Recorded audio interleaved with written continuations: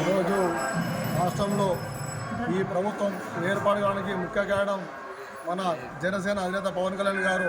ఎందుకంటే గత 10 సంవత్సరాలుగా ఈ రాష్ట్రంలో ఎన్నో ఆటంకాలు ఎదురైనప్పటికీ ప్రతిపక్షంలో కావచ్చు, పాలపక్షంలో నిర్లక్ష్యం ఉన్న వల్ల ఈరోజు ఈ అధికారం కోసం ఆయన పడిన కష్టం అంతా ఇంత కాదు. ఎక్కడ నెక్కాలో కాదు, ఎక్కడ తగ్గాలో అని ఆయన సినిమాలో హీరో కాదు, నిజ జీవితంలో హీరో అని ఆయన మరొకసారి నిరూపించారు.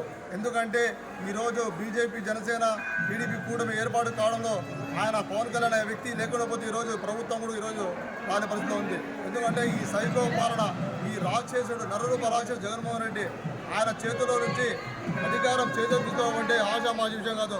అలాంటి వ్యక్తి భవిష్యత్తులో మరిన్ని కార్యక్రమాలు చేసి రాష్ట్ర ప్రజలకు కాదు, దేశ ప్రజలకి ఆయన ఒక మార్గదర్శకుడిగా నిలబడేందుకు ప్రజలందరూ సంతోషిస్తున్నారు.